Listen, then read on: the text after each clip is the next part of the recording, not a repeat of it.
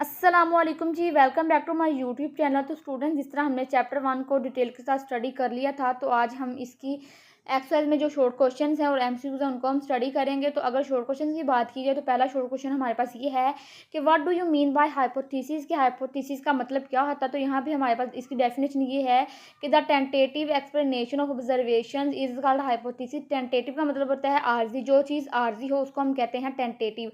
तो ऑब्जर्वेशन की जो आर्जी वजाहत होती है उसको हम हाइपोथेसिस कहते हैं। ये हमारे पास पहला शॉर्ट क्वेश्चन है। दूसरा शॉर्ट क्वेश्चन हमारे पास ये है कि how does law differ from theory, कि एक लॉ थ्योरी से किस तरह मुख्तलिफ होता है। तो यहाँ पे हमने थ्योरी और लॉ के तीन तीन पॉइंट करने हैं। थ्योरी का पहला पॉइंट ये है कि it is a series of hypothesis supported by result of many test.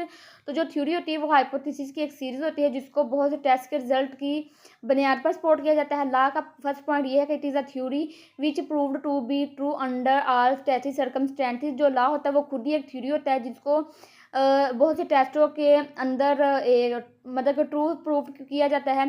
Theory का सेकंड पॉइंट ये है कि it may test new and different hypothesis, जबकि लॉ का पॉइंट ये होता है कि it is virtually and irrefutable theory. और थ्योरी का थर्ड पॉइंट ये है कि it is may change into law, ये लॉ में चेंज हो सकती है। लॉ का पॉइंट ये है कि it is uniform and constant, ये यूनिफॉर्म रहता है और कांस्टेंट रहता है। ठीक है, तो ये तीन पॉइंट हैं लॉ के और थ्योरी के। अगर आपको ये शॉर्ट क्वेश्चन आ जाता है तो आपने इसके तीनों पॉइंट इसी तरह लिखे हैं, फिर आपको 2 नंबर मिले। अच्छा जी, आगे हमारे पास थर्ड शॉर्ट क्वेश्चन ये है कि व्हाट इज डिडक्टिव रीजनिंग। तो इसका फर्स्ट पॉइंट ये है कि it moves from general to the specific. ये जनरल से शुरू होती है और स्पेसिफिक पे ख़त्म होती है। मतलब कि डिडक्टिव रीजनिंग वो होती है जो छोटा से शुरू होती है और बड़े पे ख़त्म होती है। इसका सेकंड पॉइंट ये है if and then is use. Deductive reasoning में हम इफ़ और देन दोनों को यूज़ करते हैं। इसकी एग्जांपल ये है कि इफ़ वो एक्सेप्ट, अगर ये मानते हैं that all birds have wings, कि तमाम परिंदों के विंग्स होते हैं। Then and that sparrows are birds, और जो स्पैरोज होती हैं वो भी परिंदे हैं। Then we conclude that sparrows have wings, तब हम ये नतीजा निकालते हैं कि स्पैरोज के भी विंग्स होते हैं। अब ये बात कॉमन है कि जब तमाम बर्ड्स के विंग्स होते हैं तो स्पैरो भी एक बर्ड है तो उसके भी तो विंग्स होंगे। तो आगे हमारे पास शॉर्ट क्वेश्चन 4 ये है कि डिफाइन वैक्सीनेशन। तो वैक्सीनेशन की डिफाइन ये है कि the procedure of inoculation. Inoculation का मतलब होता है दाखिल करना।